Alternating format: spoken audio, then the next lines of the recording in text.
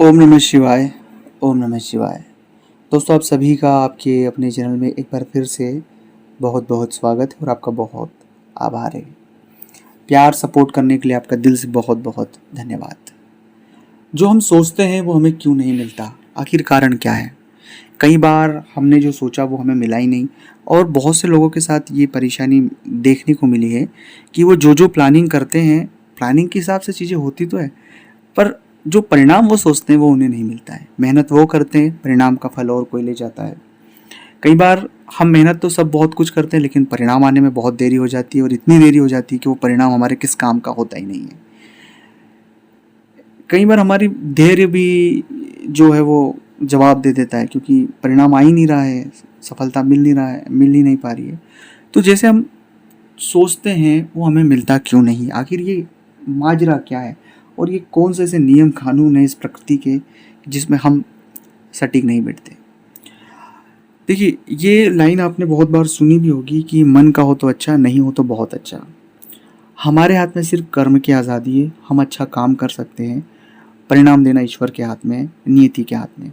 और बस हम कर्म करते वक्त खुद को ईश्वर तुल्य समझ लेते हैं, मतलब खुद को सुप्रियल समझ लेते हैं। ईश्वर तुल्य तो ज़्यादा बोल दिया मैंने, लेकिन हम खुद को बहुत ज़्यादा हाई वो समझ लेते हैं, उच्च श्रेणी में। और हम परिणामों को मैनेज करना चाहते हैं, लेकिन परिणाम हमारे हाथ में नहीं है। मैं फिर कह रहा हूँ कि कर्म का जो सही आकलन है, कर्म करता उसे नहीं आंक सकता, उसका आकलन उसकी मेहनत बताती है, और वो ईश्वर उसका फल देता है। 90% तो लोगों को ये चीज़, हाँ 10% कुछ ऐसे सिचुएशन हैं जहाँ बहुत हार्ड वर्क मेहनत करने के बाद भी उन्हें वो परिणाम नहीं मिलता। उसके पीछे कई सारे कारण हैं, उसके पीछे कई सारी चीज़ें हैं, उसके लिए मैं अलग से वीडियो बना दूंगा।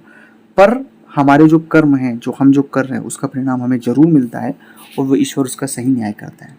अब दूसरी इसमें जो एक बात है कि जो सोचते वो तो हमें मिलता ही नहीं है।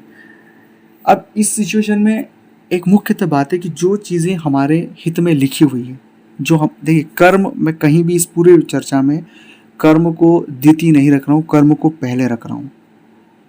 आप ईमानदारी से काम करें, सजगता के साथ काम करें, क्योंकि कर्म करेंगे तभी हमारा भाग्य उदय होगा। बिना कर्म करे भाग्य उदय नहीं होता है। तो जैसे ही हम उस सकारात्मक कर्मों की ओर जाएंगे, तो जो भी हम परिणाम है वो हमें, परिणाम जो सोच रहे उससे भी बड़ी चीज़ें मिलती हैं। कई बार हम जो सोचते हैं वो हमें नहीं मिलता है। पर बहुत बार मैंने बहुत सारे जातकों के साथ ये होता है कि जो सोचा है परिणाम, उससे भी उन्हें बड़ी चीज़ मिली, क्योंकि वो उस मेहनत में इतने लीन थे कि उन्होंने उस मेहनत से बड़ी मेहनत कर दी पूरी ईमानदारी के साथ। तो ये चीज़ आप हमेशा गांठ बांध के रखना। तीसरी बात है ईश्वर का जप। भगवान का जप आपको करना है, परिणाम मिले ना मिले वो सब द्वितीयक है। पहला है ईश्वर का जप करें और अपना कर्म ईमानदारी के साथ करते जाएं। तीसरी और बात है, लोग हमें डाइवर्ट करते हैं, उस डाइवर्शन में हमें नहीं फंसना है। हमें हमारा कर्म करना है, और एक लक्ष्य जो ध्येय है उस पर कार्य करना है। सफलता जरूर मिलेगी और आप जरूर सफल होंगे, मैं आपसे वादा करता हूँ। ओम नमः शिवाय।